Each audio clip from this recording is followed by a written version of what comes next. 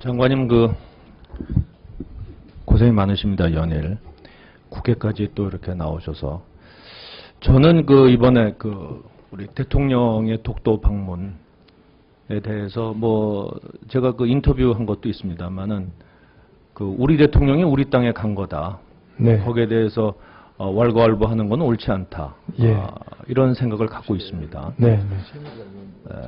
사실 저는 이게 지금 이 대통령께서 이번에 가셨지만 사실 이것이 어느 대통령이라도 갈 수 있었고 또 이 대통령이 아니라도 상당히 멀지 않은 시기에 누군가 갔을 것이다. 저는 그렇게 생각을 합니다. 왜냐하면은 지금 한일 관계라는 것이 사실 65년도에 맺은 한일 기본조약의 틀 속에서 네. 이루어져 왔는데 현재 한일 관계는 65년도 기본조약으로 그 틀 속에 있기는 많이 상황이 변했다. 이런 생각을 하는 겁니다. 네.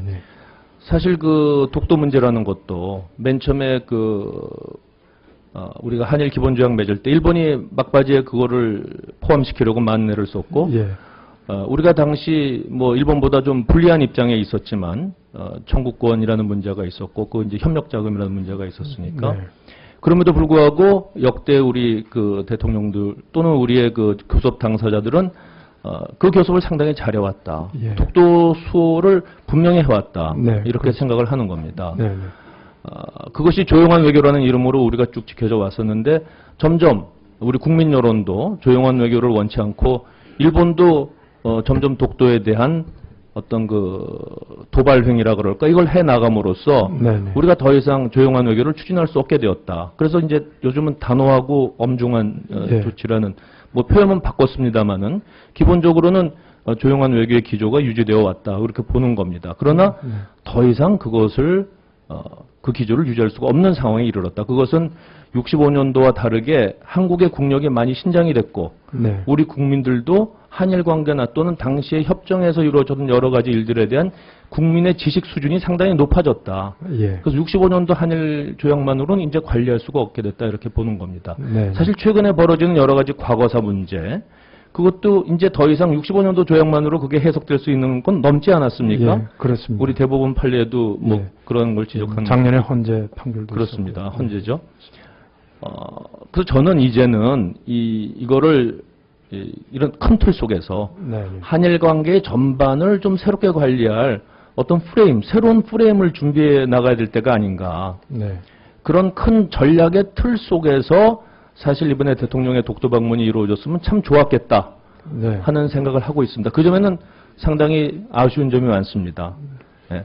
그래서 앞으로 이 문제를 해결하고 한일 관계의 전반을 좀 보기 위해서 우리 외교부 차원에서 이 프레임 자체를 65년도 프레임에서 벗어나는 보다 더 큰 틀의 프레임 자체를 한번 검토해 주셨으면 하는 생각입니다. 네. 전적으로 동감합니다. 네. 네, 그리고 일본이 현재 준비하고 있는 조치 오늘 아침에 아까 장관님께서 설명하셨는데 발표했지 않습니까? 네. 근데 그건 독도에 국한되는 겁니다. 언론에 보도됐던 많은 조치들은 포함되지 않았습니다. 예, 그렇습니다. 그것을 저는 일본이 나름대로 자제를 하고 있다. 우리가 취하려는 다음 조치를 보고 일본의 그 다음 조치를 검토하고 있다 하는 생각이 듭니다.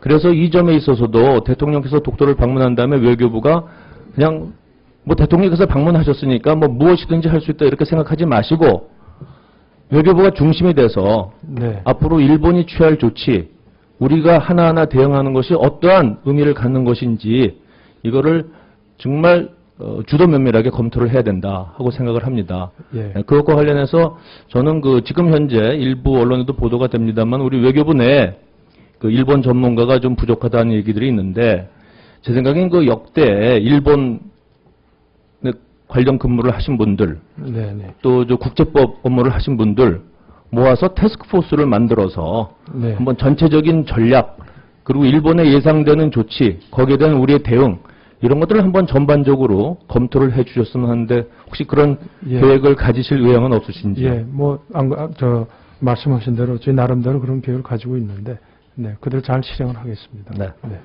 그 일본의 예상되는 조치 중에서 ICJ가 나왔기 때문에 한번 여쭤보겠습니다. 일본이 ICJ에 우리한테 같이 가자 그러지 않았습니까? 예, 그래서 우리가 이제 응하지 않. 네네. 예, 1분 남았습니다. 그러면은 일본이 이거를 일방적 제소를 할 수는 있죠. 할 수 있습니다. 그래서 이제 우리가 또 불응을 하는 경우에 네네.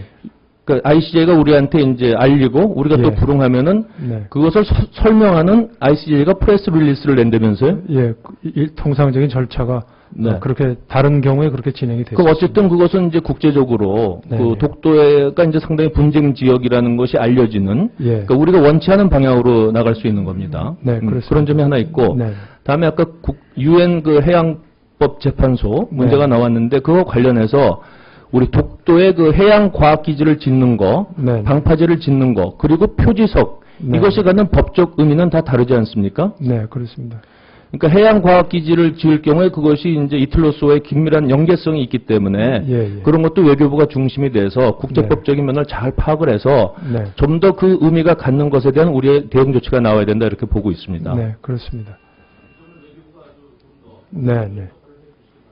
네. 예, 그렇게 하겠습니다. 네. 심윤조 의원님 수고하셨습니다. 다음은 정의관의 우상호 의원님 질의해 주시기 바랍니다.